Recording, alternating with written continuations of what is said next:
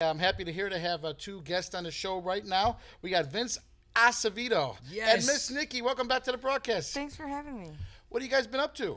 I'm just excited you said my last name correctly. So Well, that's what I'm happy about right If now. I was just given it, I would have said Acevedo. Because you're the ace. Yes. Yes, I'll not the ta- as. I'll take as He's long the as ace, it's not the not ass. avocado, avicado, adavezo, anything miserable. You did it perfectly. Thank you. I've been practicing a little bit. So, you both are stand-up comedians, Yes. and both of you guys just tell us about how hard is it to be a stand-up comedian? Oh wow. 'Cause, I mean, in life, you don't want people to laugh at you, but when you're a stand-up comedian, you want people to laugh at you. It's kind of a weird give and take. Would you say? Yes. The end of the day, the ultimate for me is going on stage and taking away everybody's cares and worries and making them laugh, and hopefully being able to relate my story with the audience. And sometimes you hit, sometimes you miss. What happens when you miss? I go home and eat a lot of Ben and Jerry's. Ben and Jerry's? Well, good thing. I mean, hopefully they don't have that many varieties of ice cream, right? But I'm saying, you want to make them happy. Absolutely. You want every joke you do, because every joke you do, you think is $1 million joke, right? It's like your baby, right? They are your babies. You get confident and you get up there and you feel like this is gonna hit, and it depends on the crowd. It's a gamble. Every Yeah. night's a gamble. Because you also would think certain people wouldn't get a certain joke. The joke might be too intelligent for them or too lowbrow for them, right? It's tough just because you don't want to dumb down your material, but at the same time, you do have to be very understanding of what kind of crowd you're in. As far as like, are people actually paying attention? Are people there to hear jokes? Are people there to hear you make fun of other people in the crowd?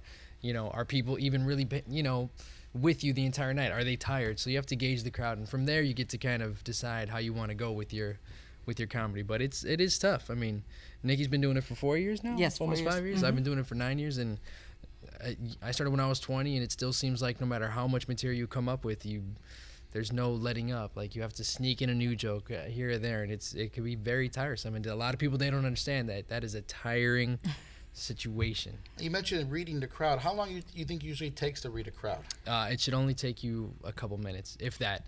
Especially depending on the host. And I like to say the host can make or break a show, because if the host is on stage doing a great job, the crowd has dropped their guard and they're ready to have a good time. But if the host is up there and he's not doing too hot, then the next comic has to go in there, do a bunch of crowd work to grab their attention again, and then get them moving. So normally, if you're a smart enough comic, you'll catch on very quickly. But there's a lot of dumb comics too. So, Like Miss Nikki, what if you had a bad host? What would you do to compensate for that? You try to bring that crowd back. And I've had events where I was asked to do a private event for like a company. So I thought, okay, I'm going to keep it really clean. I'm going to really, it's an employee event. How would I feel if I was an employee? And I kind of overthought it. And it was tumbleweeds all night for me. And then the girls that I brought in were doing like very raunchy material. And they were getting all the laughs. And I was like, I had no idea that this is how I'm thinking, oh my God. But no, it worked for them. It didn't work for me that day, and I learned my lesson. But you have to have good material that you can bring your audience back, capture their attention, draw them in, and tell them what you need to tell them. Yeah, 'cause I think that would be the biggest thing, is just to be able to rebound quickly. yes. Quickly, and I also have some jokes that are going to be good regardless, right? Absolutely. There's always a joke or two, Yeah, and I preach this to a lot of other comics that are just starting, that have been doing it for a little while, is that your material has to be universal as far as crowd-wise, because whether they're corporate or college, or you want to have a couple jokes that everybody gets right away, whether it's just making fun of your family. Everybody makes fun of their family, something obvious that everybody can get into, and Right. it's not the easiest thing, but when you finally figure it out, it's fun to know that joke works no matter where you go. And then when you finally figure that out, it's like, oh, I'm a genius, right? So yeah. I'm a genius. For I got this that. small 2 minutes, I am amazing. Miss Nikki, what were some of the harder crowds you had to deal with? For me, it's the younger crowd that doesn't have too much life experience, because I'm a mother, I'm a wife, and I talk about those things. So sometimes they kind of deer in headlights me, the young guys, and I get it. But, I bring it back in such a way that they can relate. So it's brought me to go back to the table and rewrite and rethink some of those things so I can be relatable to all ages. Now, do you think it's possible to tell the same joke to an older crowd and it also just tweak it a little bit for a younger crowd to understand it or enjoy it? Sometimes it is, but there's such a huge generation gap now. Is what a younger generation is exposed to as compared to like what people around my generation or your generation were exposed to, especially music. Like if I try to make fun of music, it's old R&B. Younger kids are like, I don't know what that is, you know. Technology. Right. On a Tuesday, you know, they have no idea what certain things are, so it could be kind of tough. But MySpace. yeah. Well, just think, we grew up with a non-digital world. Now everything's digital. I tried to burn a CD the other day, and I was confused how to do it. What's MPEG 2? What's MPEG 4? I don't know point the and difference. click and I don't hope know. it takes How it. come some works, some this, some works this? I mean, it baffled my mind, you know. That's when I ask other people to do it. Yeah. I'm like, hey, I give up. Just go ahead. Now, Vince, you were performed 4 years in a row at TBS's Just for Laughs Comedy Festival. Yes. Tell us about that. How'd you get involved with that? You know what? When you work with comedy clubs throughout the city for a long enough period of time, and some of these big events come into town, they like trying to keep the shows as diverse as possible. So they'll get their stable of black and white comics and Spanish comics, and you know, as much as they can. And I've been fortunate enough to kind of fall and have worked in all those different demographics. So 2010, 11, 12, 13, I ended up being on the festival those 4 years. For different comedy clubs, so it was great. So you get to meet a lot of people from LA, a lot of bookers and agents, and it's a really, really good time to be amongst like peers that you watch on TV. Right. And what have you learned from them? Is there a secret that maybe they don't you learned just from them that you might not have learned from someone locally?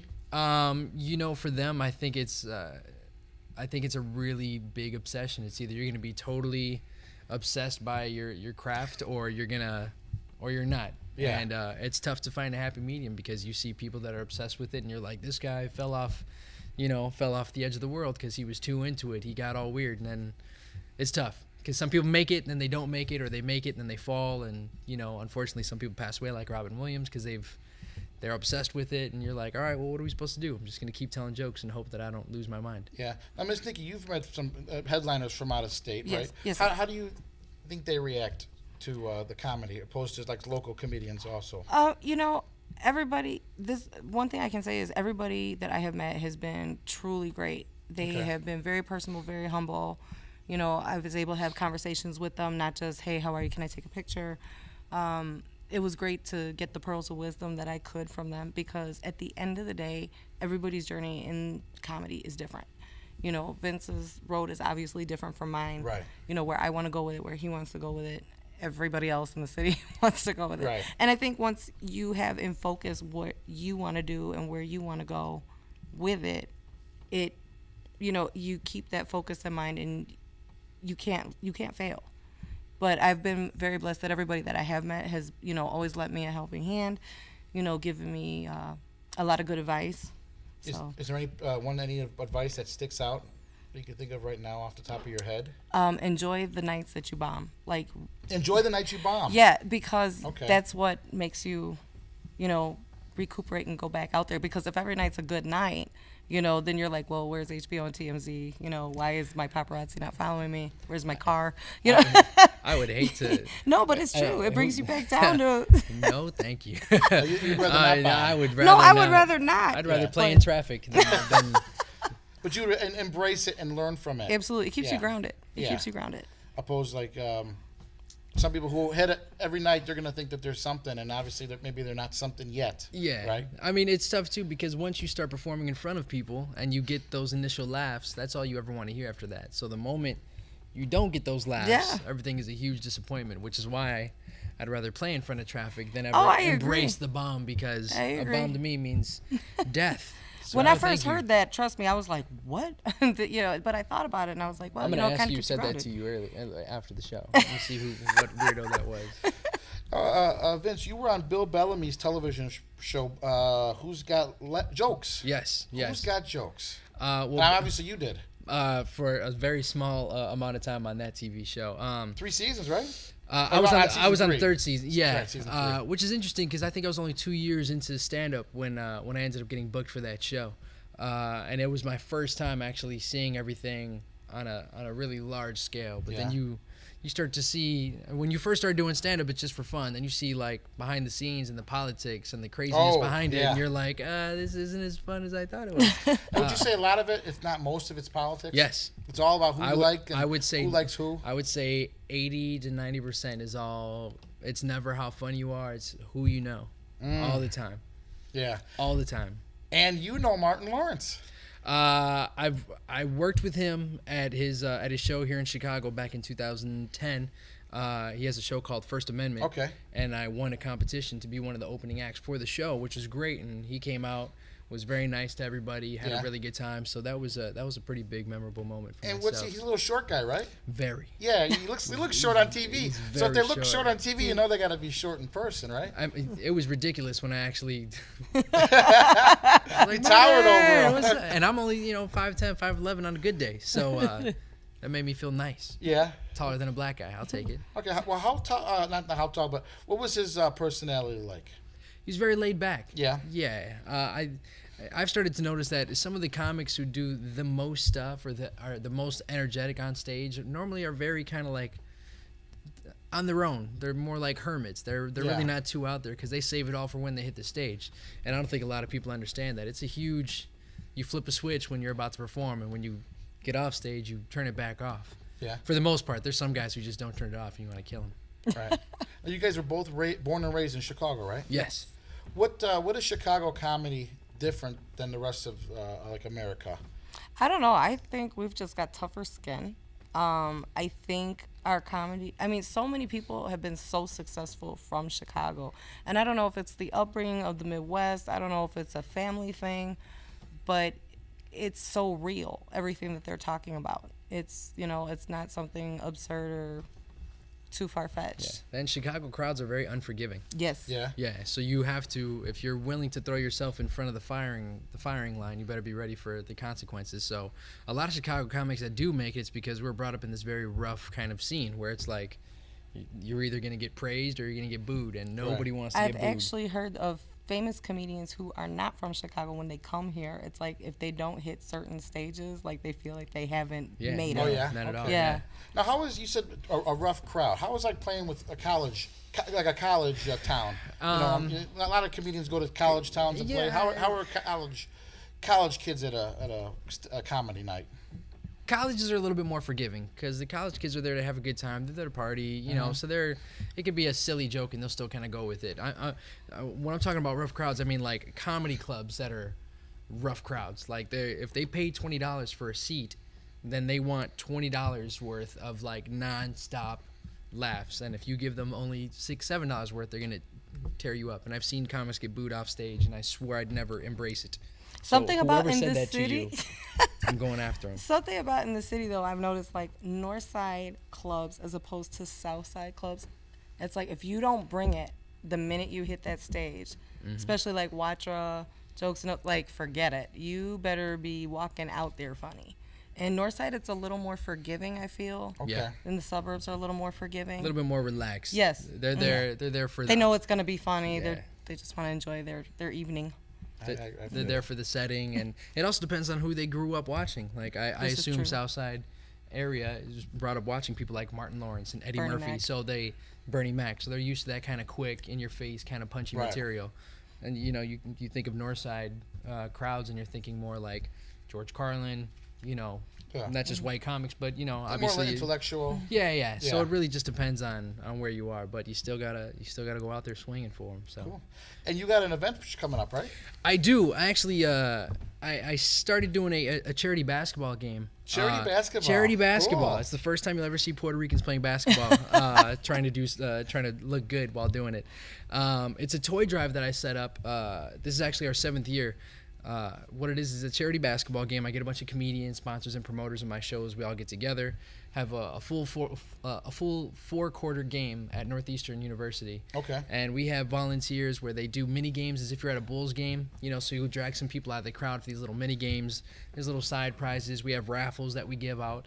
But what we do essentially is at the end of the game, we don't charge anybody to come in. We just ask everybody that comes to hang out for the day to just donate one new toy.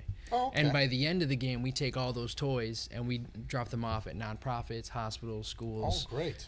Shelters. shelters. So last year we ended up with like 20 garbage bags full of brand new toys and just distribute them across Chicago and try to help out for the Christmas season. So. And where's that going to be? This is going to be December 11th at Northeastern. It's going to be a 7 p.m. tip-off. December 11th. December 11th. It's going to be a really good time. Northeastern's been very great with hosting the event. It's a very professional setting. We all have our jerseys, uniforms, nice little halftime show. So we have a lot of supporters. It's really good. And where's Northeastern at? Northeastern is 5500 North St. Louis, which is right by Foster and Central Park. Oh, great. So it's in the university, in their main gymnasium, and that's where it's going to be at. So we're looking forward to an even bigger crowd this year as compared to last year. So Cool. Any final thoughts about comedy you might want to share with us before we take off? Ladies first. Oh my goodness. If it's your dream, keep going for it. I mean, I get up and try and do it every day. My only words of wisdom is that if you're going to do it, just expect that it's going to be you for yourself. Right. And not like in a selfish way, but you're really going to be your biggest fan and supporter. And if you're not your biggest fan and supporter, you might as well not even do it. Oh, okay. So if you're going to do it, and just know that nothing else is really going to be in sync with it. Family, friends, relationships, nothing. It's just going to be your thing because your weekends don't belong to anybody else except for, the stage. Okay. And Miss Nikki, you have a fan page and Yes, Facebook? I am on Facebook under Veronique Nikki Martinez. I do have a show myself, LOL with Miss Nikki, on intellectualradio.com, where I interview comedians all throughout the city and try and help other comedians, and plus build a fan base for other comedians. And where's that again? That's on LOL with Miss Nikki is on Facebook. Okay. Like the page and check it out on intellectualradio.com. Cool. And then Vince? You can actually find me on Facebook also under Vince Acevedo, Acevedo. Well done once again for saying it properly. I'm professional. Yeah, no, thank you. Instagram, Twitter. I do have a website. It's vinceacevedo.com. So everything is just right under my name, thankfully. I have nothing else as cool as Miss Nikki, but I do go on to Ashley Madison quite a bit just to see what kind of fun things I can find there. Cool. All right, guys, thanks for stopping by the show.